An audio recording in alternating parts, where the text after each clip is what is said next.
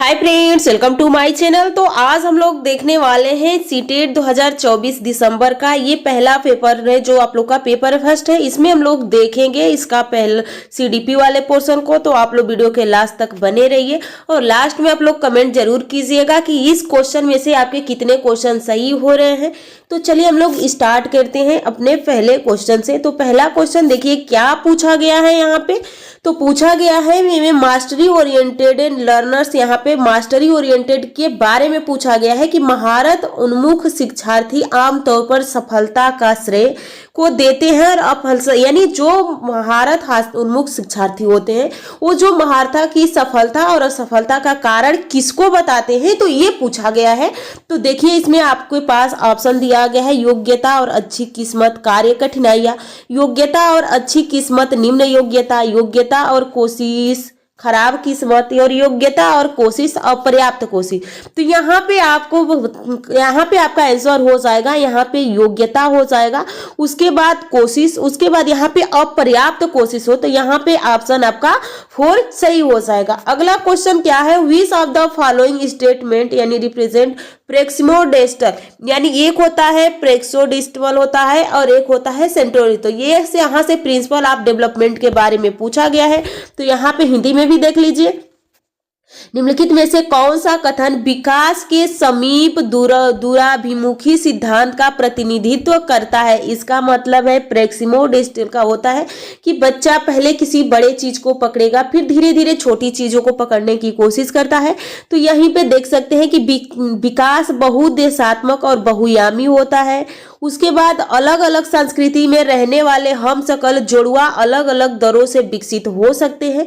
मोतियों को धागे से पिरोने से पहले बच्चे गेंद को पकड़ने की क्षमता विकसित करता है। अगर बच्चे को कोई छोटी चीज देंगे तो वो अभी नहीं, इसमें ये जो समीप दूराभिमुख होता है इसमें बच्चा पहले बड़ी चीज को पकड़ता है, उसके बाद धीरे धीरे करके छोटी चीज को पकड़ने की कोशिश करता है। अगर आप बच्चे को, एक छोटा बच्चा उसको कलम पकड़ाएंगे तो पूरा मुट्ठी में कलम पकड़ेगा और फिर धीरे धीरे वह अंगुलियों के सहारे लिखना शुरू कर देता है। तो वहीं से क्वेश्चन है, तो ये आपका सही हो जाएगा तीसरा। अगला क्वेश्चन देखिए, यहाँ पे according to Vygotsky children speak to himself, यहाँ पे पूछा वाइगोस्की के अनुसार बच्चे स्वयं से बात करते हैं। आपको बताइए इनकी थ्योरी थी कि बच्चे स्वयं से बात करते हैं और ये प्राइवेट स्पीच के बारे में इन्होंने कहा था। तो जो बच्चे स्वयं से बात करते हैं, इन्होंने उसको कहा कि बच्चे अपने को गाइड्स करते हैं, अपने को दिशा दिखाते हैं, लेकिन उसी पे जीन पियाजे का कहना था जो बच्चे अपने में बात करते हैं उसका कोई मतलब नहीं होता है। तो यहाँ से क्वेश्चन पूछा गया है। तो यहाँ पे वाइगोस्की के अनुसार बच्चे स्वयं से बात करते हैं तो विचार और आत्मनियमन में सहायक के लिए, उसके आत्म सुदृढ़ता प्रदान करने के लिए। जब वयस्क उन्हें अनदेखा करे ऐसा नहीं है क्योंकि वे आत्म केंद्रित होते हैं, ऐसा भी नहीं है क्योंकि उनकी सोच अतार्किक, बिल्कुल गलत है। विचार और आत्मनियमन में सहायक होता है, नहीं जैसे कि कोई भी छोटे बच्चे होते हैं, मेरे गुड़िया को नहला दिया, गुड़िया को खाना खिला दिया, ये किया।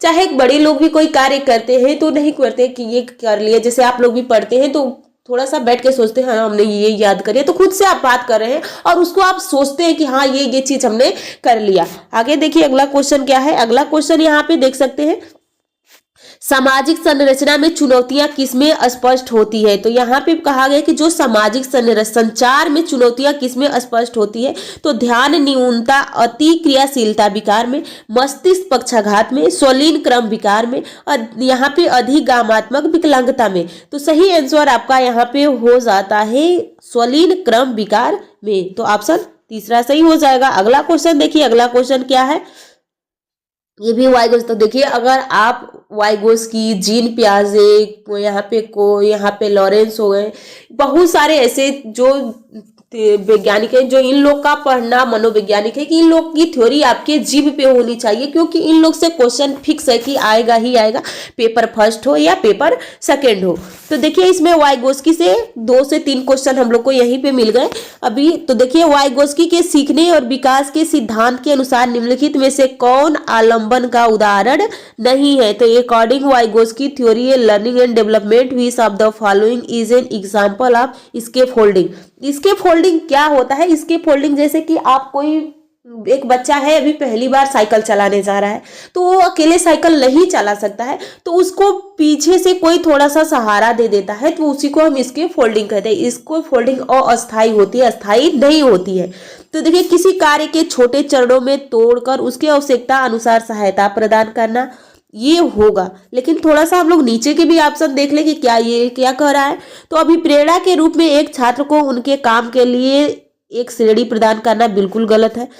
एक छात्र को पढ़ाने का कार्य देना और उन्हें स्वतंत्र रूप से सवालों के जवाब देने के लिए कहना, ये भी गलत है। एक छात्र को एक कौशल का प्रदर्शन करना और फिर उन्हें अपने दम पर इसमें महारत हासिल करना, ये भी गलत है। तो आपका ऑप्शन ए ही सही हो जाएगा। अगला क्वेश्चन देखिए, अगला क्वेश्चन क्या है। अगला क्वेश्चन यहाँ पे पूछा गया है कि dysgraphia is characteristic by. Dysgraphia का एक डिसग्राफिया, डिसमॉर्फिया, अफेजिया, तो इनसे क्वेश्चन आते हैं, तो ये आप लोग याद कर लीजिएगा। तो डिसग्राफिया लेखन वैकल्पिक की विशेषता क्या है। तो लेखन में क्या होता है, लिखित कार्यों में चुनौती है, दोहरावाद व्यवहार है, यहाँ पे विलंबित गति कौशल है, पढ़ने के प्रवाह में कमी है। तो एक होता है डिसग्राफिया, डिसलेक्सिया। तो यहाँ पे डिसग्राफिया लिखने से संबंधित है, तो इसमें देखिए किस ऑप्शन में लिखने से संबंधित बताया गया है। तो यहाँ पे आपका सही आंसर हो जाएगा आपका, यानी आप लोग का दूसरा। तो एक डिसग्राफिया, डिसमॉर्फिया यानी बोलने संबंधित, तो डिसकैलकुलिया जो गणित संबंधित कठिनाइयां होती है। आगे देखिए, अगला क्वेश्चन है, यहाँ पे देख सकते अच्छी समस्या समाधानकर्ता बनने में विद्यार्थी की सहायता करने के लिए एक शिक्षक को निम्नलिखित में से किस प्रक्रिया पर बल देना चाहिए। तो यहाँ पे पूछा गया है कि यहाँ पे किस पे बल देना चाहिए। तो ऐसी जानकारी पर ध्यान दे जो पहले से मौजूद विश्वास और पूर्वाग्रहों को पुष्टि करे, समस्या की एक विशिष्ट निर्धारित तरीकों से हल करना, बड़ी और जटिल समस्याओं को छोटी प्रावधानीय समस्याओं में विभाजित करना, समस्या से संबंधित जानकारी के केवल एक ही पहलू पर ध्यान केंद्रित करना। तो यहाँ पे आपका सही आंसर हो जाएगा बड़ी और जटिल समस्याओं को छोटी प्रबंधनीय समस्याओं में विभाजित करना। अगला क्वेश्चन देखिए, यहाँ पे अभी कथन और कारण से पूछा गया है। तो यहाँ पे आप देख सकते हैं, यहाँ पे एक समावेशी कक्षा में छात्रों की आवश्यकताओं को पूरा करने के लिए शिक्षकों को बहुसंवेदी सामग्रियां उपयोग करना चाहिए, बिल्कुल सही कहा गया है। अब चाहिए, अब इसके बाद आप क्यों का यहाँ पे आपको लगाना होगा, क्यों की, उसके बाद आप इसका आंसर तब आपको सही आंसर मिल जाए। क्योंकि समावेशी कक्षाओं की पाठ्यचर्या सामग्रियों में मानकीकरण के साथ साथ मूल्यांकन रणनीतियों के मानकीकरण को अपनाना चाहिए। तो यहाँ पे आपसे कहा गया है कि अपनाना चाहिए। तो ये आप लोग का देख सकते हैं, इंग्लिश में भी है यहाँ पे। तो यहाँ पे आपका सही आंसर हो जाएगा ऑप्शन ए। ये ऑप्शन तो बिल्कुल ये वाला सही है, तो ये सही है, पर आर बिल्कुल गलत है, क्योंकि समावेशी मानकीकरण मानिए तो निगेटिव ही है, मानकीकरण नहीं करना है। आगे देखिए, अगला क्वेश्चन देखिए, रचनावादी दृष्टिकोण से। तो रचनावादी दृष्टिकोण से क्या होता है, व्यक्ति पर्यावरणीय घटनाओं से निष्क्रिय रूप से प्रभावित होता है, व्यक्तियों के नए व्यवहार सीखने के लिए अनुकूलित किया जाता है, सीखना वर्तमान समझ का विस्तार और परिवर्तन है, सीखना बस हमारे दिमाग की कोरी स्लेट के संघों को लिखना है। तो यहाँ पे आपका सही आंसर हो जाएगा तीसरा। अगला क्वेश्चन देखिए, अगला क्वेश्चन क्या है, यहाँ पे आप देख सकते हैं प्रभावी शिक्षक खुद के शिक्षार्थियों के दैनिक जीवन और उनके सामाजिक सांस्कृतिक पृष्ठभूमियों से परिचित कराते हैं।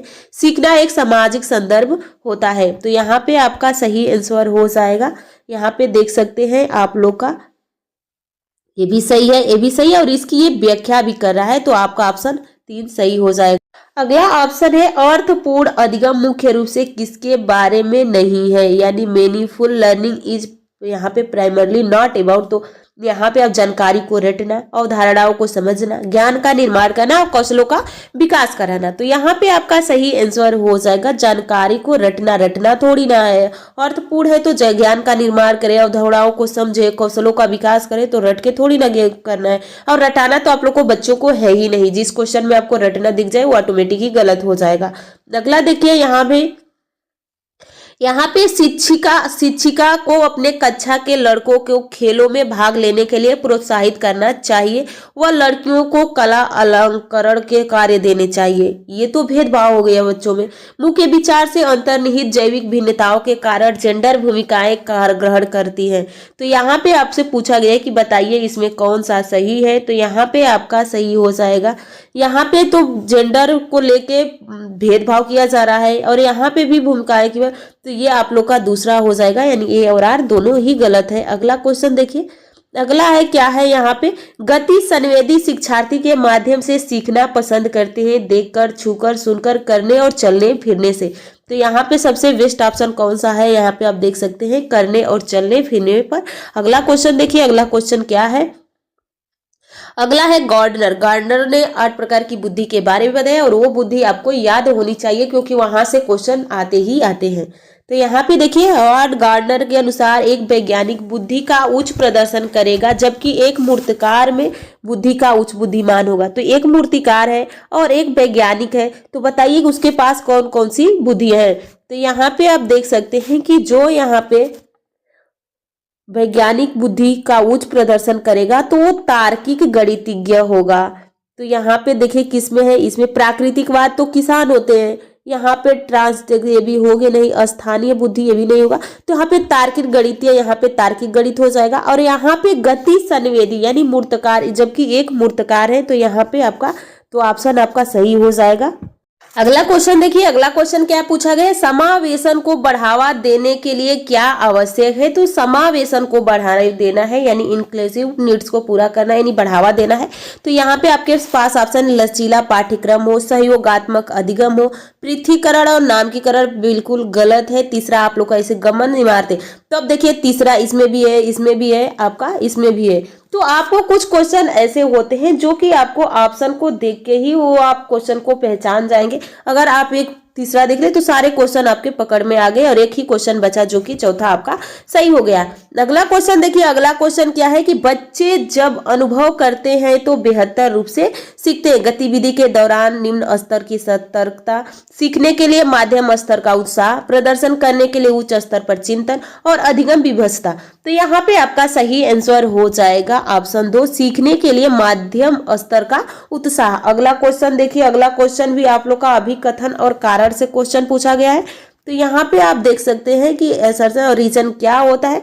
तो 5 से 6 वर्ष से कम उम्र में बच्चों को ठीक से और रेखाओं के भीतर लिखने के लिए दबाव नहीं डालना चाहिए। बच्चे 5 से 6 साल के बाद गति कौशल को बेहतर नियंत्रण प्राप्त करते हैं। तो यहाँ पे आपको क्या कहा गया है कि यहाँ पे आपसे बताया गया है, कहा गया है कि जो 5 से 6 वर्ष के बच्चे होते हैं उन पे आपको ज्यादा दबाव नहीं देना चाहिए।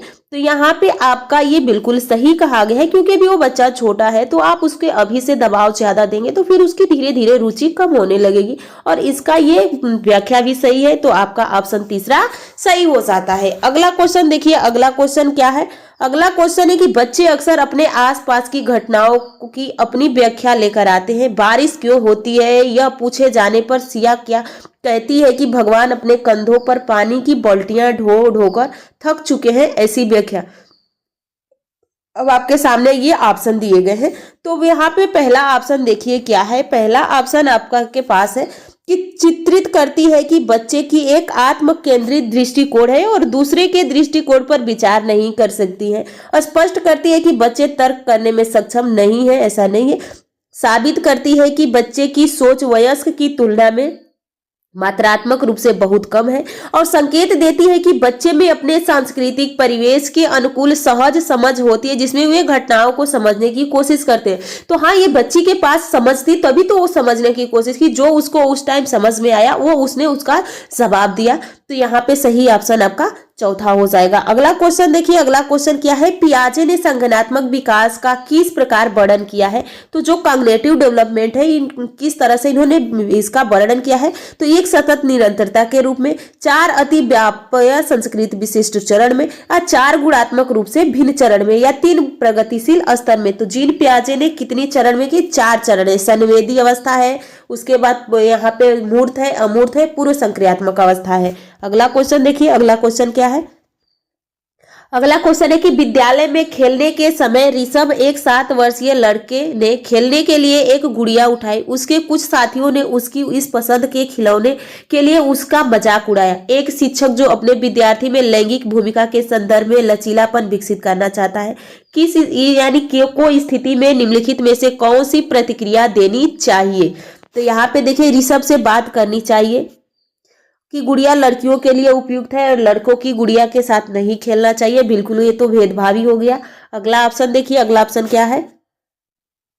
ऋषभ से कहना चाहिए कि वह किसी और खिलौने के साथ खेले क्योंकि उसके दोस्तों को यह मंजूर नहीं है। ऐसा बिल्कुल नहीं है। दोस्तों से क्या मतलब है? ऋषभ को गुड़िया के साथ खेलने देना चाहिए और दूसरे बच्चों को कहना चाहिए कि वो भी अपनी पसंद का कोई खिलौना चुन सकते हैं। तो ये तीसरा बिल्कुल सही है। बिना किसी कहे गुड़िया को हटा देनी चाहिए। ऋषभ खेलने के लिए कार दे देनी चाहिए, ये भी गलत है। तो ऑप्शन आपका तीसरा सही हो जाता है। अगला क्वेश्चन देखिए, अगला क्वेश्चन क्या है? विकास के संदर्भ में एक समय सीमा जिसमें एक व्यक्ति विशिष्ट उत्प्रेरणाओं के प्रति प्रतिवर्धित संवेदनशीलता रखता है जिससे कि वह कुशल तरीकों से कार्य करने के लिए विशेष कौशल विकसित कर सके, यह विकास की कहलाएगी। तो प्रोत्साहन अवधि है, चुनौतीपूर्ण है, उत्प्रेरक अवधि है, कूटलेखन कोनिडिंग अवधि है। तो यहाँ पे आपका सही आंसर हो जाएगा तीसरा, यानी आप लोग का चुनौतीपूर्ण अवधि है। अगला क्वेश्चन देखिए, अगला क्वेश्चन क्या है? शिक्षकों को ध्यान न्यूनता अतिक्रियाशील विकार से जूझ रहे छात्रों की आवश्यकताओं को ध्यान रखते समय किससे बचना चाहिए? तो यहाँ पे बच्चे के अंदर क्या है? Attention deficiency hyper active disorder है। तो इसमें विकर्षण और शोर करने, पाठ्यक्रम सामग्री और निर्देशों में लचीलापन, कार्य को छोटे आसानी से प्रतिबंधीय भागों में तोड़ना और बहुत संवेदी सामग्री का उपयोग करना। तो यहाँ पे आपका सही आंसर हो जाएगा विकर्षण और शोर करना। तो यही आपका आंसर हो जाएगा। अगला क्वेश्चन देखिए, अगला क्वेश्चन क्या पूछा गया है?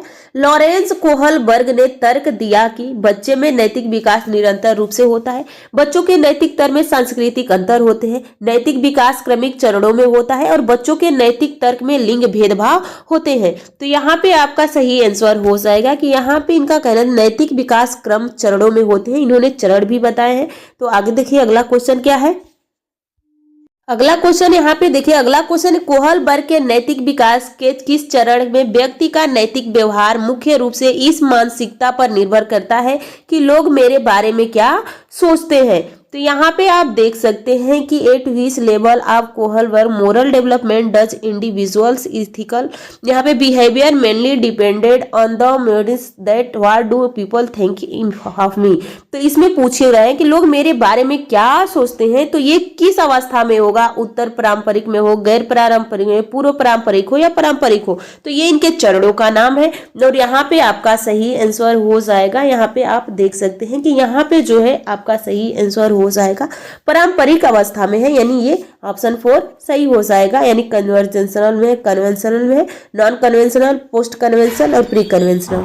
देखिए अगला क्वेश्चन है कि जीन पियाजे के अनुसार एक बच्चा जो सरल गणितीय उत्क्रमण जैसे 4 + 5 9 होगा, 9 - 5 4 होगा के पीछे के तर्क को समझने में असमर्थ है।